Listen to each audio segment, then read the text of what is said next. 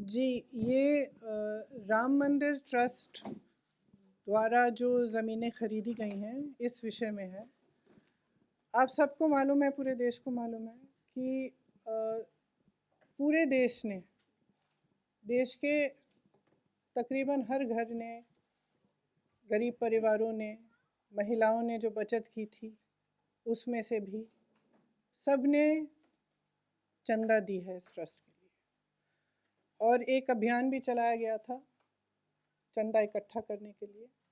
घर घर गए, चंदा इकट्ठा किया। ये सबकी आस्था है और इस पर आज चोट पहुंचाई जा रही है।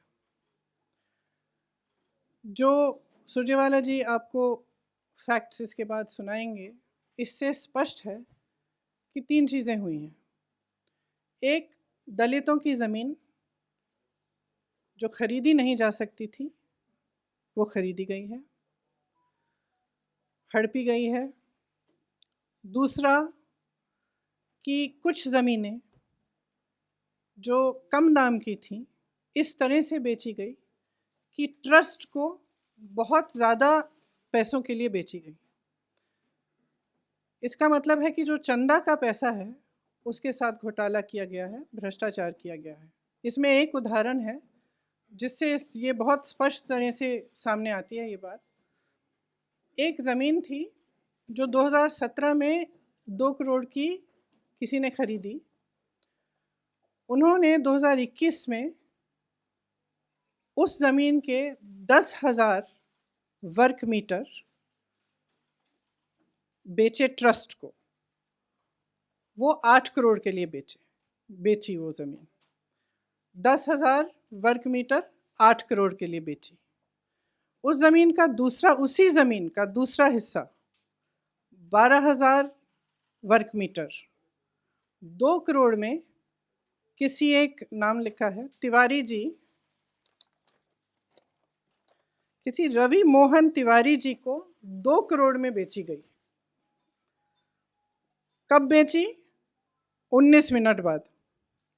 ठीक है, तो जो दूसरी 12,000 स्क्वायर मीटर की ज़मीन है वो 2 करोड़ में रवि मोहन तिवारी जी खरीदते हैं। 19 मिनट बाद, इस सेल डीड में जो रवि मोहन तिवारी जी की सेल डीड है जिसके ज़रिए वो खरीद रहे हैं ये ज़मीन, उसमें अनिल मिश्रा जी जो सरसंघचालक हैं आरएसएस के और राम मंदिर ट्रस्ट के ट्रस्टी हैं, वो गवाह हैं। और उसमें दूसरे गवाह कौन है? ऋषिकेश उपाध्याय जो अयोध्या के मेयर साहब हैं। तो ये दोनों गवाह हैं। 5 मिनट बाद रवि मोहन तिवारी जी उसी 2 करोड़ की ज़मीन को 18.5 करोड़ में ट्रस्ट को बेच देते हैं।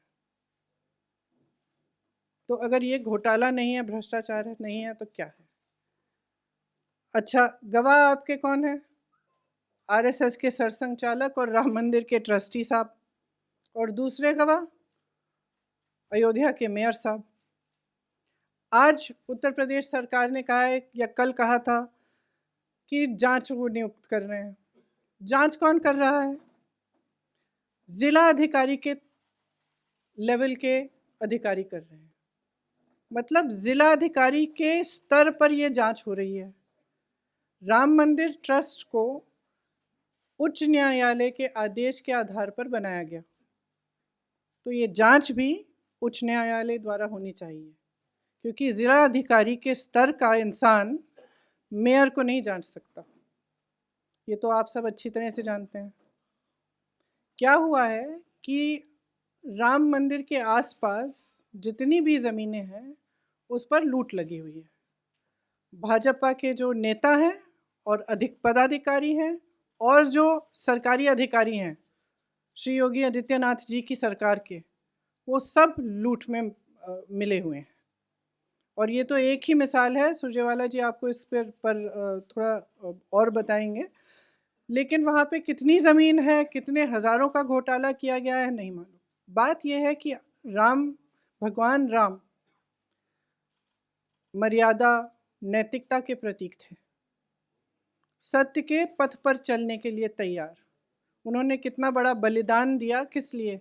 क्योंकि उन्होंने सत्य के पथ पर चलने का उन्होंने निर्णय लिया था। अब उनके नाम पर भी आप भ्रष्टाचार कर रहे हैं, पूरे देश की आस्था को ठुकरा रहे हैं, उस पर चोट पहुंचा रहे हैं। तो एक बहुत गंभीर बात है, इसीलिए हम यहाँ हैं। The money from the Ram मंदिर trust is being basically misused to benefit government officials and members of the BJP and the RSS.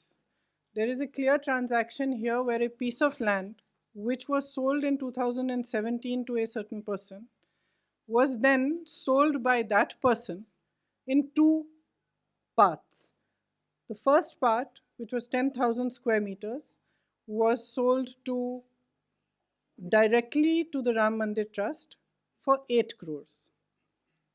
The second part, which was 12,000 square meters, 19 minutes later, so we're talking about the same piece of land, we've sold one piece of it, 10,000 square meters, let's say at 6 o'clock, and 19 minutes later, we are selling the second part of the same land, slightly larger part, 12,000 square meters, to a certain Ravi Mohan Tiwari for 2 crores.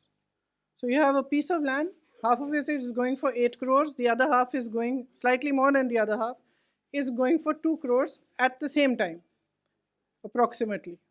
5 minutes later, this Mr. Ravi Mohan Tiwari is selling that 2 crore piece of land for 18.5 crores to the trust, which means basically the trust is paying 8 crores plus 18.5 crores for a piece of land, which is probably just a little more than 2 crores.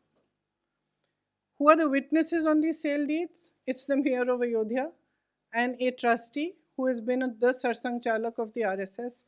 I'll just read his name again because his name slips my mind. Anil Mishra and the mayor Sri Rishikesh Upadhyay. These are the witnesses to this sale deed.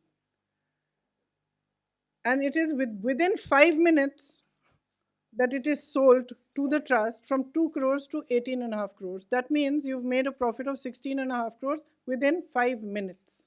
Who's making the profit? A BJP person.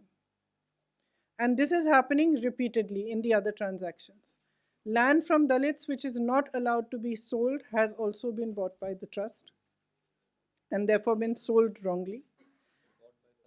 Or it's bought by some officers, sorry, not by the trust directly. And then sold to the trust? Not yet. Okay. So land has been taken illegally taken for this purpose by some officers. Basically what is happening is that in the area around the Ram Mandir,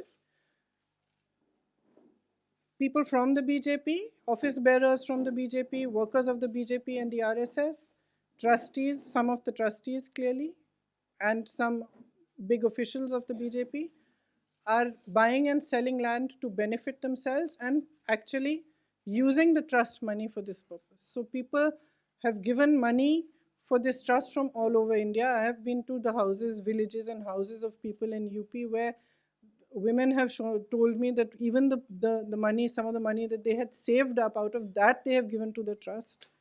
And it's being obviously blatantly misused and there's wholesale corruption happening. The other thing is that the UP government has apparently announced that it's going to hold an inquiry into this matter. But who is holding the inquiry? An officer of the level of the district magistrate. Now you have the mayor as a witness on a sale deed, and you are expecting, obviously you're not expecting any inquiry to happen because you have put a person of a district magistrate level in charge of the inquiry. So it's clear that no real inquiry is going to take place. What we are saying is, the trust was formed on an order of the Supreme Court. The inquiry should be done at that level. It should be done at the level of the Supreme Court.